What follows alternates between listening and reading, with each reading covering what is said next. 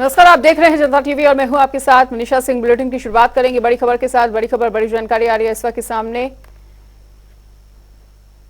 Operation Silkyara का 15वां दिन है आज और आपको बताना चाहेंगे कि हैदराबाद से आने वाली मशीनों का इंतजार किया जा रहा है और प्लाज्मा कटिंग मशीन का भी इंतजार चल रहा है ताकि इस रेस्क्यू ऑपरेशन को फिर से शुरू किया जा सके। दूसरे विकल्प वर्टिकल ड्रिलिंग का भी काम शुरू है।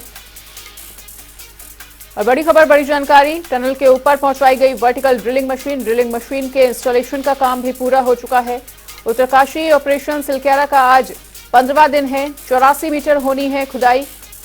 ऑपरेशन सिलक्यारा का 15वां दिन और हैदराबाद से आने वाली मशीनों का इंतजार चल रहा है ताकि एक बार फिर से रेस्क्यू ऑपरेशन को जारी रखा जा सके। अभी सुबह से प्लाज्मा मशीन जो हैदराबाद से आई है उसने काम करना शुरू कर दिया है और तेजी से कटिंग हो रही है।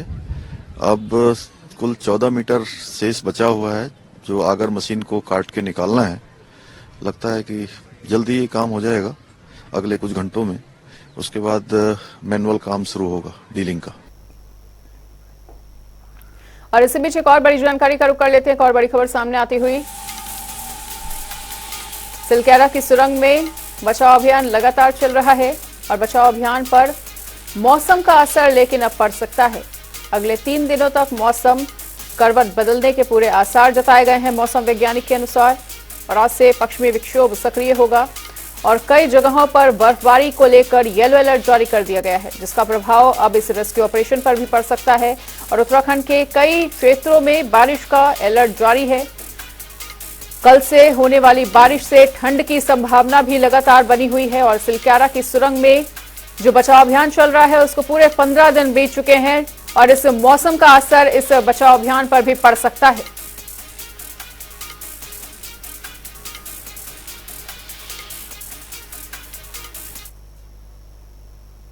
उधर भाजपा के प्रदेश अध्यक्ष महेंद्र भट्ट ने सिलक्यारा सुरंग हादसे को लेकर कांग्रेस पर निशाना साधा है और कहा है कि 41 जिंदगियां बचाने की मुहिम में आ रही बाधाओं पर कांग्रेस का राजनीति करना पूरी तरह से दुर्भाग्यपूर्ण है।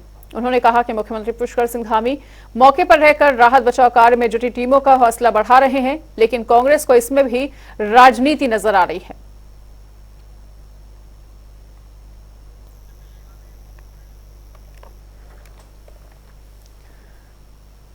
तो बीजेपी प्रदेश अध्यक्ष महेंद्र भट्ट ने कांग्रेस पर निशाना साधते हुए उनको ये नसीहत दी है कि आपदा के समय वो किसी भी सूरत में राजनीति ना करें। और एक तरफ जहां मुख्यमंत्री धामी टीमों का हौसला बढ़ाने का काम कर रहे हैं, तो वहीं दूसरी तरफ कांग्रेस इस समय भी इस आपदा की घड़ी में भी राजनीति कर रही है। तो सिलक्यारा टनल हादसे को लेकर महेंद्र भट्ट का यह बयान सामने आया है। महेंद्र भट्ट ने कांग्रेस पर जमकर निशाना साधा और इस समय की हुई उनकी राजनीति को दुर्भाग्यपूर्ण बताया। तो सिलक्यारा टनल हादसे को आज पूरे 15 दिन बीत गए हैं और लगातार रेस्क्यू ऑपरेशन भी चलाया जा रहा है तरह तरह से, लेकिन अभी तक इस पूरे रेस्क्यू ऑपरेशन में सफलता हासिल नहीं हो सकी है। रोजाना इस बात की उम्मीद की जाती है कि काश आज वो 41 श्रमिक बाहर आएंगे, लेकिन एक बार फिर से इस रेस्क्यू ऑपरेशन में दिक्कतें आ रही हैं। और इसी खबर पर अधिक जानकारी के लिए हमारे साथ हमारे सहयोगी नवीन शुक्ला जुड़ चुके हैं। तो नवीन, आज पूरे 15 दिन हो चुके हैं इस रेस्क्यू ऑपरेशन को। अभी के क्या कुछ ताजा हालात बने हुए हैं वहां पर? क्या कुछ ताजा अपडेट देना चाहेंगे इस पूरे हादसे को लेकर? जी मनीषा, निश्चित तौर पर सिलक्यारा टनल में जो श्रमिक फंसे हुए हैं उनको 15 दिन हो गए हैं और कहीं ना कहीं एक लंबा समय बीतता जा रहा है। जो काटने वाली मशीन थी उसका काम लगातार जारी था, लेकिन कहीं ना कहीं ब्लेड टूटने की वजह से जो मशीन का जो ब्लेड है वहां पर फंस गया है। अब उसको गैस कटर के माध्यम से काटने का काम किया जाएगा और दूसरा विकल्प अब ये भी देखा जा रहा है कि जो अंदर के श्रमिक हैं वो मैनुअली तरीके से वहाँ की जो मलबा आया हुआ है उसे हटाने का काम करेंगे। तो इन सब चीजों पर भी विचार किया जा रहा है। दूसरी तरफ जो टनल है उसके ऊपर से होल बनाने का भी काम किया जा रहा है। अगर यह तरीका कारगर होता है तो जल्द ही रेस्क्यू ऑपरेशन सफल होने की उम्मीद जताई जा रही है। सबसे बड़ी बात यह है कि तमाम सारे जो वहाँ पर वैज्ञानिक है वो भी वहाँ पर लगे हुए थे। तमाम चीजों को करने का काम किया गया था, लेकिन कहीं ना कहीं जो अगर मशीन का ब्लेड टूट गया जिसकी वजह से जो काम है वो बीच में ही रुक गया था। करीब 9 मीटर का जो 9 मीटर की जो दूरी बची हुई थी उसी बीच में ब्लेड टूट गया। तो कहीं ना कहीं जो श्रमिकों को बाहर निकलने में फिर से देरी का सामना करना पड़ रहा है। लेकिन अब मैनुअल तरीका भी अपनाने की बात कही जा रही है कि अब मैनुअल तरीके से जो है खुदाई का काम किया जाएगा। इसके साथ ही ड्रिलिंग का काम जो ऊपर की तरफ से करने का काम किया गया है, वहां पर जो है मशीनें वहां पहुंचाई जा रही हैं और जल्द ही उम्मीद जताई जा रही है कि जो ड्रिलिंग का काम है उस माध्यम से भी करने का काम किया जाएगा। दूसरा, मैनुअली तरीके से भी जो श्रमिकों को निकालने की तैयारी चल रही है। तो इन सब तमाम चीजों पर विचार चल रहा है। साथ ही जो उनसे कनेक्टिविटी करने के लिए अब BSNL द्वारा एक वहां पर एक टेलीफोन लगाया गया है, जिससे अब जो श्रमिक हैं वो अपने परिजनों से बात कर लेंगे। तो कहीं ना कहीं जो सरकार लगातार श्रमिकों को लेकर चिंतित है, गंभीर है और इसको देखते हुए अब टेलीफोन का इस्तेमाल वहां पर अंदर किया जाने की चर्चा भी चल रही है। पहले जो बात हो रही थी वो वॉकी टॉकी के माध्यम से हो रही थी, जो वहां पे लोग थे उनके माध्यम से बातें हो रही थी। लेकिन अब जब टेलीफोन लग जा रहा है तो कहीं ना कहीं जो श्रमिकों के परिजन है उनसे भी श्रमिक अब बात कर पाएंगे। तो भले ही इंतजार एक लंबा होता जा रहा हो, लेकिन कहीं ना कहीं उनसे जो कनेक्टिविटी की बात है वो लगातार करने का काम किया जाएगा। अब फोन के माध्यम से तमाम लोगों से, उनके परिजनों से जो श्रमिक फंसे हुए हैं वो बात कर पाएंगे। और साथ ही अब जो मैनुअली तरीका जो अपनाया जा रहा है कहीं ना कहीं ये भी कारगर साबित होता हुआ नजर आएगा। लेकिन अभी इन सब चीजों को कुछ कहना जल्दबाजी होगी कि इस काम में कितना समय लगेगा। लेकिन कहीं ना कहीं तमाम जो तरीके हैं वो तैयार किए जा रहे हैं, 5 से 6 तरीकों को अपनाया जा रहा है और इसमें जो मैनुअली तरीका है वह भी कारगर साबित होने की संभावना जताई जा रही है कि जो अंदर के जो श्रमिक है वो मलबा हटाएंगे और जो 6 से 7 मीटर की जो दूरी है उसे कम किया जाएगा। तो कहीं ना कहीं तमाम सारे इन सब चीजों पर चर्चा भी चल रही है और इस पर रिसर्च भी चल रहा है और जल्द ही उम्मीद जताई जा रही है कि जो श्रमिक अंदर फंसे हुए हैं उन्हें बाहर रेस्क्यू किया जाएगा। बिल्कुल नवीन, तो इस रेस्क्यू ऑपरेशन में पहले से भी काफी ज्यादा बाधाएं आ रही है, काफी ज्यादा चुनौतियां बनी हुई हैं, लेकिन अब मौसम भी बहुत बड़ी चुनौती बनके सामने आने वाला है रेस्क्यू टीमों के आगे, क्योंकि मौसम जल्द ही करवट बदल सकता है। और अगर उत्तरकाशी की भी बात की जाए तो वहां पर भी मौसम का मिजाज बदलता हुआ नजर आ रहा है। तो ऐसे में कितनी बड़ी चुनौती है रेस्क्यू टीमों के आगे? जी मनीषा, निश्चित तौर पर अगर मौसम विभाग की बात करें तो सोमवार के लिए मौसम विभाग ने अलर्ट जारी किया हुआ है। लेकिन कहीं ना कहीं जो श्रमिकों को निकालने का जो काम है उसे भी करने का काम किया जा रहा है। हालांकि मौसम अगर साथ देता है तो श्रमिक जल्दी ही निकल जाएंगे, लेकिन कहीं ना कहीं मौसम विभाग ने अपनी भविष्यवाणी की है कि जो पहाड़ी क्षेत्र है, ऊंचाई वाले क्षेत्र में हल्के बादल छाने के साथ ही कुछ स्थानों पर हल्की फुल्की जो बर्फबारी है उसकी संभावना जताई है। लेकिन उम्मीद यही जताई जा रही है कि मौसम साथ देगा और जल्द से जल्द जो रेस्क्यू ऑपरेशन है उसे पूरा करने का काम किया जाएगा। सबसे बड़ी बात यह है कि जो टनल में श्रमिक फंसे हैं उनको किस तरीके से उनसे कनेक्टिविटी की जाए, इसको लेकर तमाम सारी चीजें करी जा रही हैं। और दूसरी बात यह जो अगरबत्ती का ब्रेक टूटा हुआ है उसे भी अब गैस कटर के माध्यम से काटने का काम किया जाएगा। तो ये सब तमाम चीजों पर चर्चाएं चल रही हैं और जल्द ही इस काम को करने का काम किया जाएगा। दूसरी तरफ मौसम विभाग ने भी अपनी एडवाइजरी जारी की है, तो इसको देखते हुए भी अब तैयारियों को और तेज करने का काम जहां तक है उसको करने का काम किया जाएगा। ठीक है नवीन, तो इस तमाम जानकारी को हमारे साथ साझा करने के लिए आपका बहुत बहुत शुक्रिया। तो मौसम भी सबसे बड़ी चुनौती बनके सामने आ रहा है रेस्क्यू टीमों के आगे। बचाव अभियान पर मौसम का असर भी देखने को साफ तौर पर मिल सकता है और पूरे देश में यही प्रार्थनाएं की जा रही हैं कि जल्द से जल्द इन 41 श्रमिकों को बाहर निकाला जा सके ताकि इनके जीवन की रक्षा हो सके। 15 दिन से अंदर है ये सुरंग के अंदर और किसी को अगर 2 दिन के लिए भी कमरे में कैद करके रख दिया जाए तो उस पर क्या बीतती है इस बात का अंदाजा लगाना बेहद मुश्किल हो जाता है। और ये श्रमिक पूरे 15 दिनों से सुरंग के अंदर फंसे हुए हैं।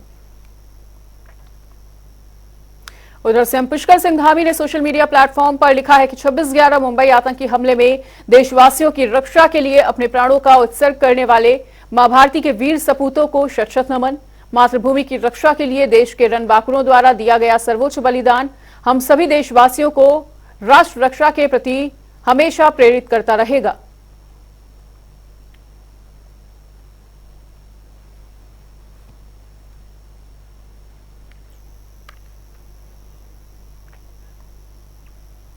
मुख्यमंत्री पुष्कर सिंह धामी टनकपुर में भी मौजूद हैं और इस दौरान उन्होंने जनता और पार्टी कार्यकर्ताओं के साथ प्रधानमंत्री नरेंद्र मोदी के मन की बात का 107वां संस्करण सुना और सीएम ने कहा कि आज मन की बात कार्यक्रम में प्रधानमंत्री नरेंद्र मोदी ने जन भागीदारी सेवा भाव से होने वाले सामाजिक कार्यों का उल्लेख किया है।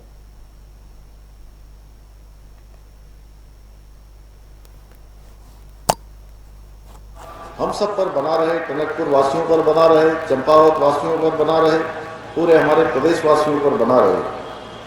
आज मां पूर्णागिरी के आशीर्वाद से लगभग 56 करोड़ से अधिक की लागत से जो रोडवेज का बस टर्मिनल, जिसमें depot workshop building, regional workshop building, tyre shop के निर्माण के कार्य का भूमि पूजन यहाँ पर किया गया है। भाइयों बहनों, ये मैं अपना सौभाग्य समझता हूँ कि मुझे इन निर्माण कार्यों का भूमि पूजन का अवसर आप सबके आशीर्वाद से, मां पूर्णागिरी की कृपा से मिला है। टनकपुर में रोडवेज बस टर्मिनल सहित यह निर्माण कार्य बहुत साल पहले हो जाना चाहिए था। अभी आप सब लोग डॉक्यूमेंट्री देख रहे थे, डॉक्यूमेंट्री में 1966 से यहाँ पर ये बस अड्डा संचालित हो रहा है। और मैं बताऊं तो मुझे ये टनकपुर का जो रोडवेज का हमारा बस अड्डा है, उससे मेरी बहुत याद जुड़ी हुई है, क्योंकि मैं बचपन में जब भी अपने पूज्य पिताजी के साथ यहाँ से पिथौरागढ़ जाता था, कनाली सीना जाता था, गांव जाता था, तो हमको बस पकड़ने के लिए यहीं आना पड़ता था। और बस पकड़ने के लिए हम रात में यहाँ आ जाते थे, रात को आ जाते थे और रात को वहीं बस अड्डे के अंदर ही वहीं पर बिस्तर लगा के वहीं सो जाते थे। और प्रातःकाल 3 बजे या 4 बजे जब भी बस चलती थी, टनकपुर से भागीचौरा की बस चलती थी, मुझे याद है। एमपी जी, आप भी गए कभी उस बस में, टनकपुर से भागीचौरा? तो ये बात मैं आपको आज की नहीं बता रहा हूँ, मैं 1980, 82, 83, 84 की बात बता रहा हूँ। उस समय की, मैं बहुत छोटा था, मुझे याद है कि मेरी आयु 5, 6, 7 साल रही होगी। तो मैं आता था उनके साथ और हम लोग बस में बैठ के सवेरे यहाँ से जाते थे। और इसलिए माँ पूर्णागिरी के आशीर्वाद से मुझे जब आप सबके बीच में आकर सेवा करने का अवसर मिला और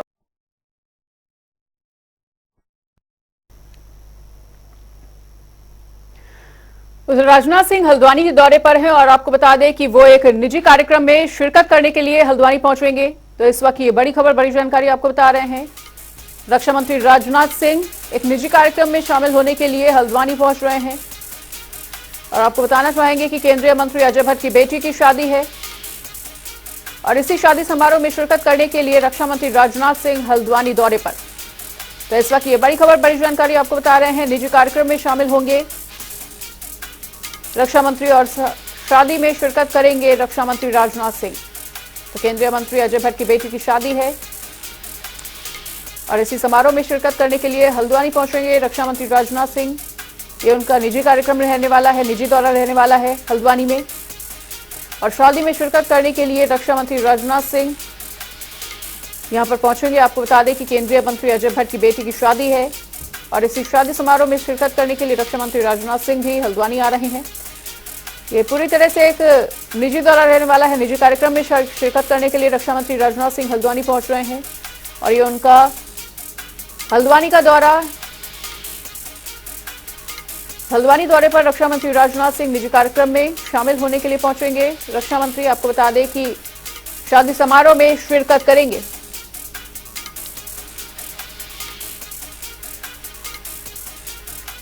और इसी बड़ी खबर पर अधिक जानकारी के लिए हमारे साथ हमारे सहयोगी संजय प्रसाद जुड़ चुके हैं। तो संजय, केंद्रीय मंत्री अजय भट्ट की बेटी की शादी के समारोह में शामिल होने के लिए रक्षा मंत्री राजनाथ सिंह भी पहुंच रहे हैं। हल्द्वानी का दौरा रहने वाला है रक्षा मंत्री का, क्या कुछ जानकारी आपके पास?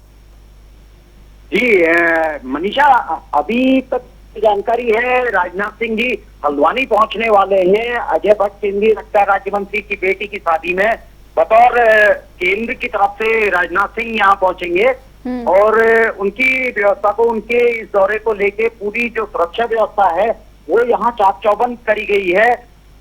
अभी लगभग 1:30 बजे के आसपास का समय रखा गया है राजनाथ सिंह के उतरने का। उनका हेलीकॉप्टर जो है वो आर्मी हेलीपैड पर उतरेगा। उससे पहले सीएम धामी यहाँ पहुंचेंगे जो राजनाथ सिंह की अगुवाई करेंगे। और खासकर सुरक्षा की बात करी जाए तो 3 दिन से एसपीजी का डेरा हल्द्वानी में जमा हुआ है। 3 दिन से एसपीजी की निगरानी में हल्द्वानी शहर है और पूरी सुरक्षा व्यवस्था का ध्यान रखा गया है। एसएसपी नैनीताल प्रहलाद मीणा खुद क्षेत्र में उतर के, फील्ड पे उतर के काम देख रहे हैं, सुरक्षा का जायजा ले रहे हैं, लगातार सुरक्षा पे नजर बनाई रखी है। बिल्कुल संजय, तो ये भी जानना चाहेंगे कि रक्षा मंत्री लगभग कितनी देर तक इस कार्यक्रम में मौजूद रहेंगे और ये पूरी तरह से उनका निजी दौरा रहने जा रहा है या कोई पॉलिटिकल कार्यक्रम भी होंगे इस दौरान हल्द्वानी में? जी, इसको पूरी तरह से निजी दौरा रखा गया है, पॉलिटिकल कार्यक्रम इसमें कुछ नहीं रखे हैं।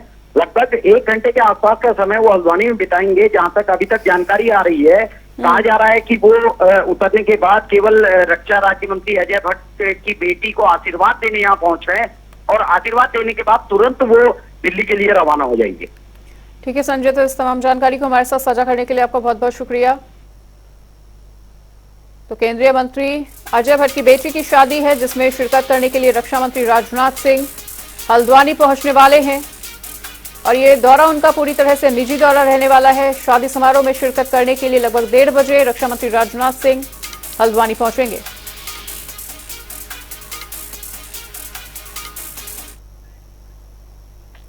और इसी बीच एक और बड़ी खबर का रुख कर लेते हैं। एक और बड़ी जानकारी आ रही है सामने। अग्निवीर भर्ती का आयोजन आज से शुरू होने जा रहा है। 1 दिसंबर तक गब्बर सिंह कैंप में ये भर्तियां चलेंगी। गढ़वाल मंडल के 7 जनपदों के लिए ये भर्तियां हो रही हैं और युवाओं ने ऑनलाइन आवेदन भी किया है इसके लिए। तो 17,000 से अधिक युवाओं ने इसके लिए आवेदन किया है और आपको बता दें कि अग्निवीर भर्ती का आयोजन आज से शुरू होने जा रहा है।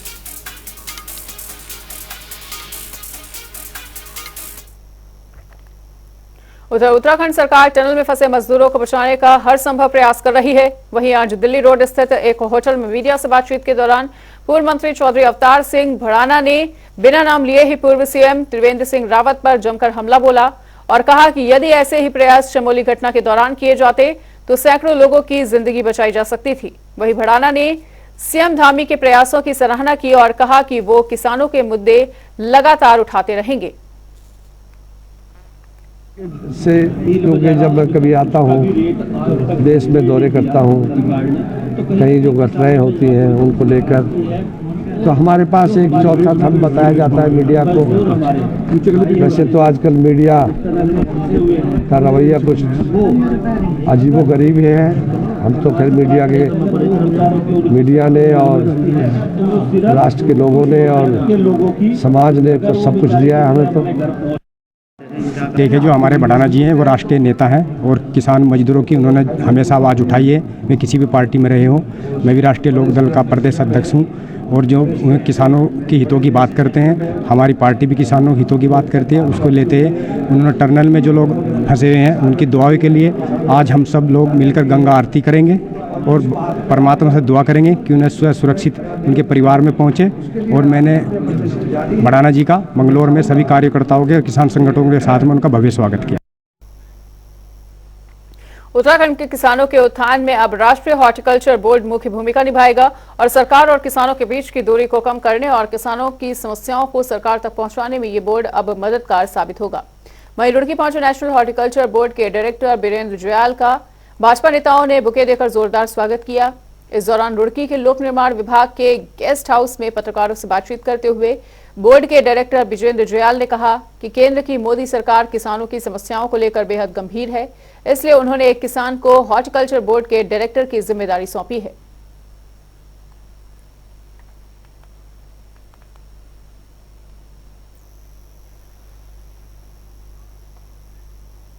कांग्रेस प्रदेश अध्यक्ष करण महारा काशीपुर पहुंचे, जहां उनका कांग्रेसियों ने जोरदार स्वागत किया। इस दौरान करण महारा ने एक बार फिर से सूबे में सत्तारूढ़ भाजपा सरकार पर निशाना साधा और कहा कि ये सरकार हर मोर्चे पर विफल साबित हो रही है। महारा ने यह भी कहा कि भारतीय जनता पार्टी के हालातों से नहीं लगता है कि भारतीय जनता पार्टी निकाय चुनाव कराने के लिए सक्षम है। प्रदेश में भारतीय जनता पार्टी की स्थिति बहुत ही दयनीय है।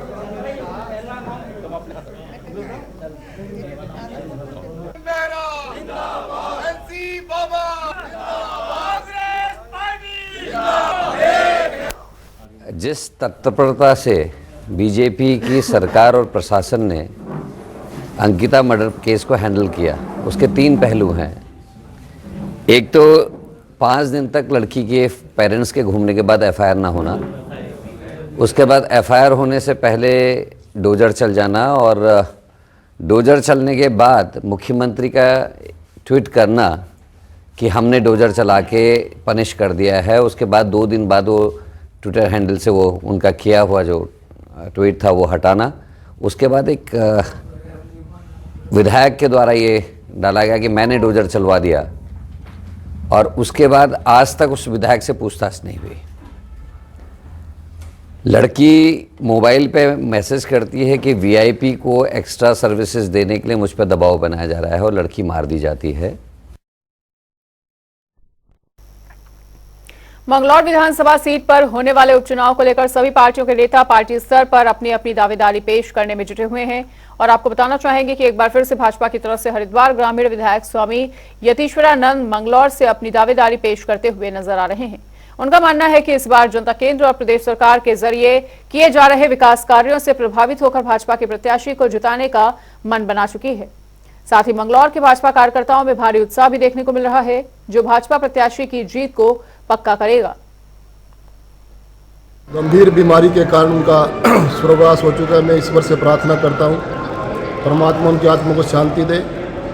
जहां तक आपने उपचुनाव की बात कही है, उपचुनाव जरूर होगा, और अब की बार वहां से भारतीय जनता पार्टी चुनाव जीतेगी, और हमारे कार्यकर्ता पूरी टीम उस पर लग चुकी है। आपका नाम क्या लगता है, पार्टी अगर मौका देती है तो? देखिए, मैं पार्टी का सिपाही हूँ। जिस भी बॉर्डर पर पार्टी मुझे खड़ी करेगी, मैं उसमें ईमानदारी से उस लड़ाई को लड़ूंगा। पहले भी और मैंने कहा कि अब की बार वो सीट मंगलौर की हम लोग जीतेंगे, माननीय मुख्यमंत्री जी के नेतृत्व, माननीय प्रधानमंत्री जी के नेतृत्व। और इसी बीच एक बड़ी खबर का रुख कर लेते हैं। एक और बड़ी खबर सामने आ रही है। बड़ी खबर, बड़ी जानकारी आपको बता रहे हैं। जल्द ही उत्तराखंड में शुरू होगी कैंसर रजिस्ट्री परियोजना। उत्तराखंड में कैंसर मरीजों की मॉनिटरिंग की जाएगी। इस योजना के तहत मरीजों के बेहतर स्वास्थ्य के लिए ये रजिस्ट्री की जा रही है। दून मेडिकल कॉलेज के चिकित्सा अधीक्षक का बयान भी सामने आया है इसको लेकर। उन्होंने कहा है कि विदेशों में कैंसर के मरीजों का डेटा होता है और हमारे देश में डेटा बहुत ही कम उपलब्ध है इसको लेकर। तो छोटे छोटे पेपर्स के माध्यम से डेटा जुटाते हैं, और अब इसी के लिए कैंसर रजिस्ट्री परियोजना की शुरुआत होने जा रही है।